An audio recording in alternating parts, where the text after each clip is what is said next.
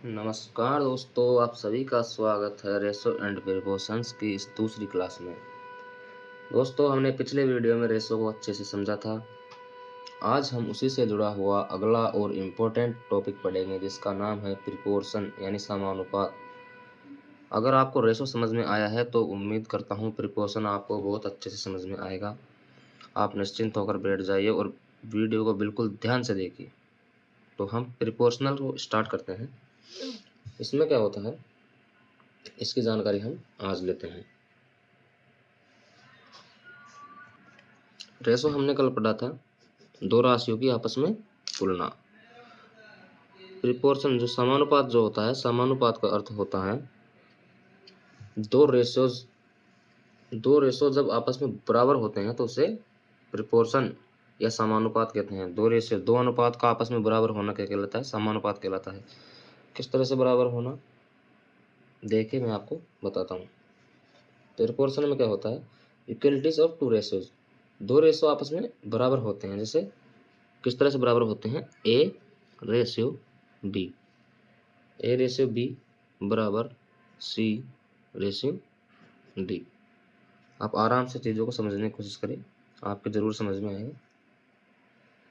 ए ratio B बराबर C ratio D, या हम इसे किस तरह से लिख सकते हैं? या हम लिख सकते हैं इसे ए रेशियो बी, और ये एक चिन्ह होता है इनके बीच, आपने चिन्ह कई बार देखा होगा। इससे हम इसे व्यक्त करते हैं समानुपात को। इसका मतलब होता है के बराबर हैं। इस चिन्ह का अपने आप में मतलब होता है के बराबर हैं, के बराबर हैं। धीरे धीरे समझो, आपको बिल्कुल समझ आएगा। ए रेशियो बी के बराबर है सी रेशियो डी। इसका सिंपल अर्थ क्या होता है? ए रेशियो बी के बराबर है सी रेशियो डी। आपस में दो रेशियोज की तुलना हो रही है, उसे हम क्या कहते हैं? समानुपात कहते हैं। आइए हम इसे आगे सोल्व करते हैं। प्रिपोर्शन को बिल्कुल आसानी से समझना है। देखिए किस तरह से समझना है।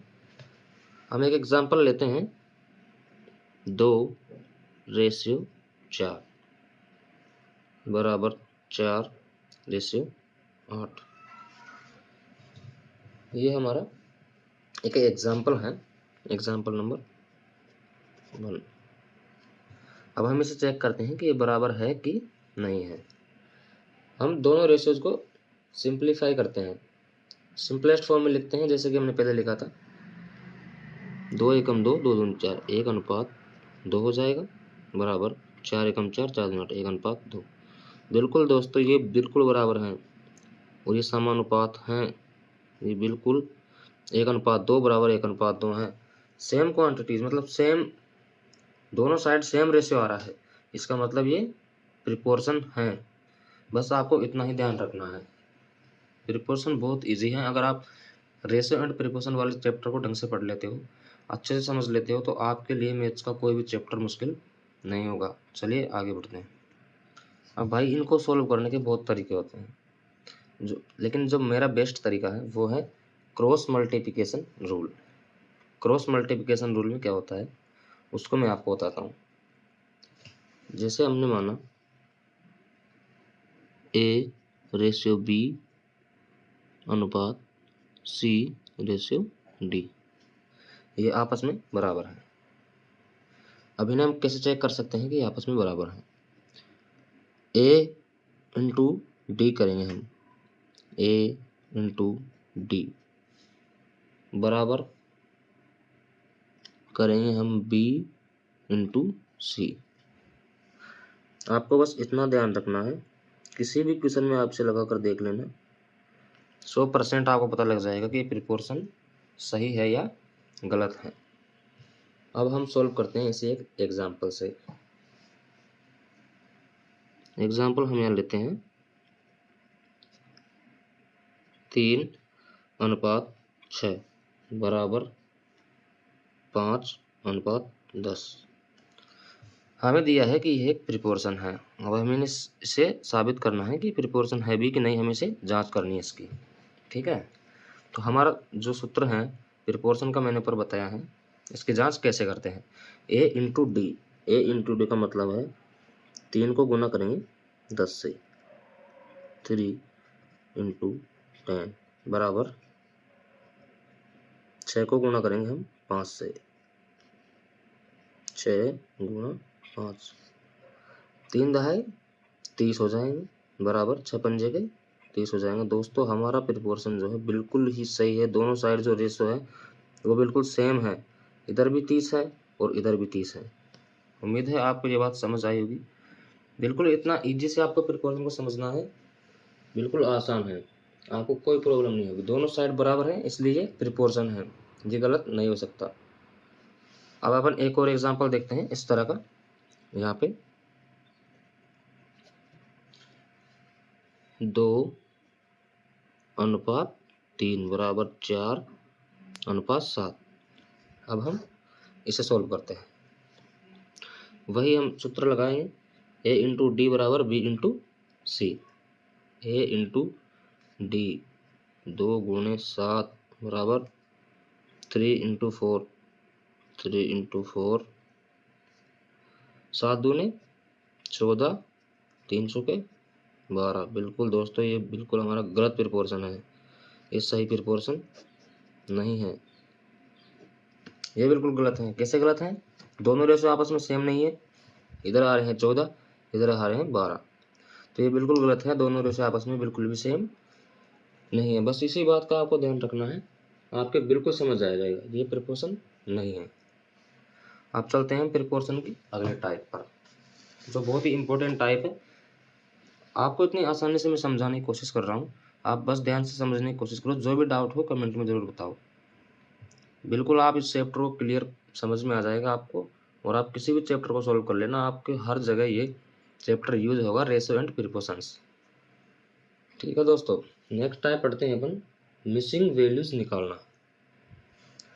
मिसिंग वैल्यूज निकालना, मिसिंग वैल्यूज कैसे निकालते हैं देखिए। मिसिंग वैल्यूज के लिए हम लेते हैं एक एग्जाम्पल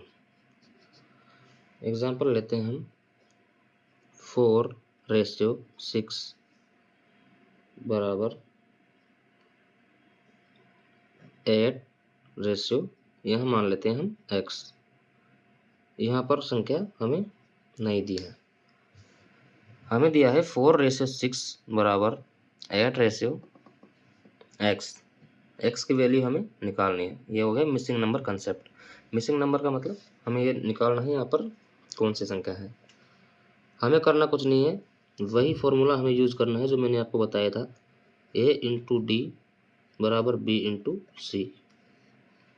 a इंटू डी यानी 4 इंटू एक्स ले लेंगे बराबर 6 इंटू 8 ले लेंगे।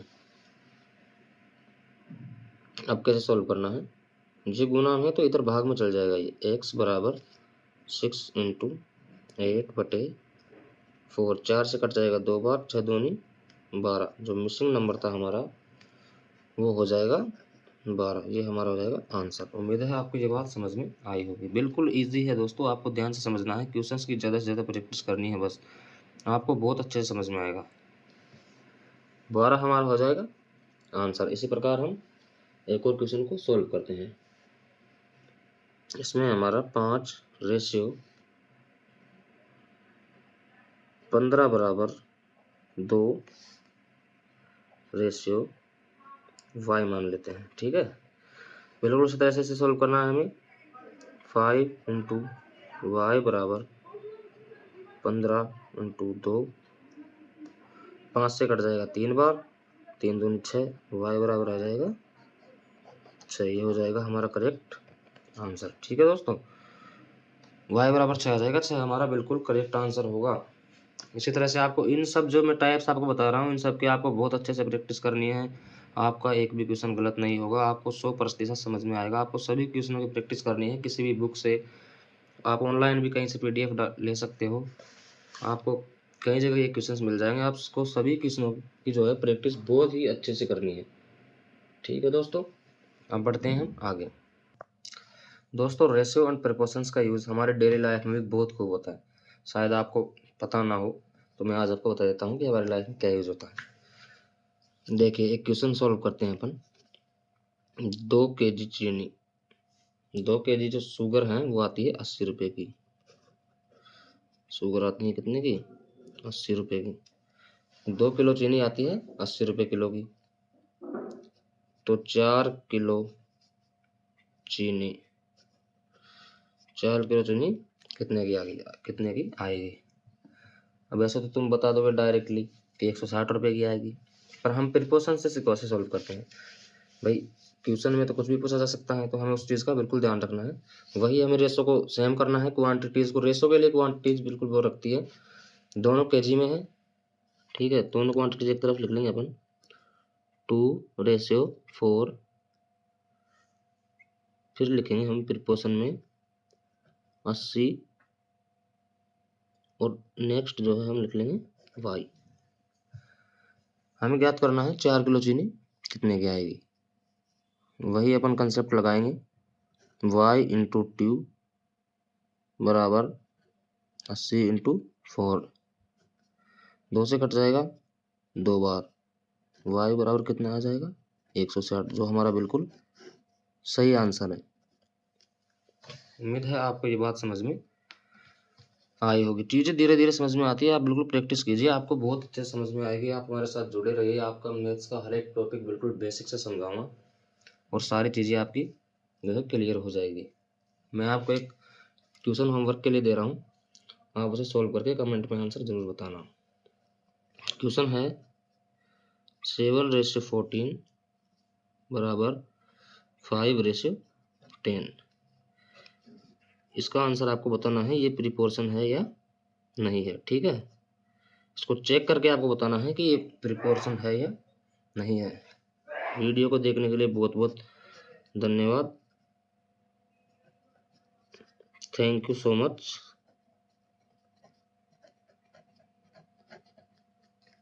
आपको मैथ्स के सारे टॉपिक पढ़ाए जाएंगे, हमारे यहाँ साइंस की भी क्लास चलती है आपकी, बहुत ही अच्छे से, बिल्कुल 10-15 मिनट में पूरा चैप्टर क्लियर होता है।